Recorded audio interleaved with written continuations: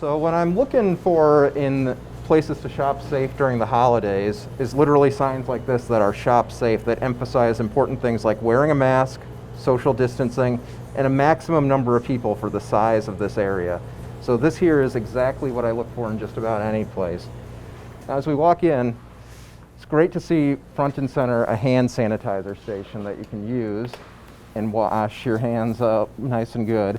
In this case, I know the manager said that they come by here and wash this off in between every use because this is a high-touch surface. Attention to keeping these high-touch surfaces clean is critical to preventing any kind of transmission. The emphasizing that you not only wear a mask, but you wear it properly. That means wearing it over your nose and mouth. You want to make sure you're wearing an effective mask, and an effective mask is one that covers both of those areas. Pulling it down underneath the nose really makes the mask not effective. We see a couple of additional measures that they've taken here. They are taking the effort to clean clothes in between episodes where people are wearing them in the dressing room.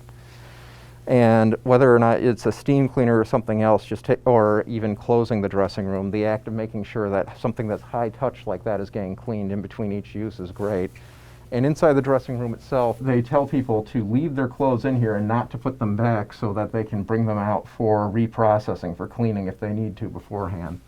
Now, whether a place is doing this or they're closing down the dressing rooms or doing other measures, the important part is to look for signs that a business is really taking this seriously, making sure high-touch surfaces are being cleaned, making sure people are masked, and making sure that it's easy and everyone is washing their hands consistently.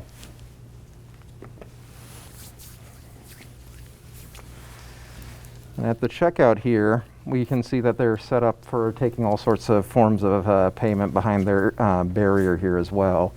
But this is something where it's a good practice for most places to try to use touchless payments or avoid cash if they can. That's not to say that cash shouldn't be used, but a lot of places are going towards saying use a card and use cards in ways where the actual buyer is the one swiping it. That's just to avoid one more touch point between individuals. We see the touchless purchase option going on here. A lot of the kinds of cards that are available today allow you to have a touchless interaction so you don't have to hand over your card.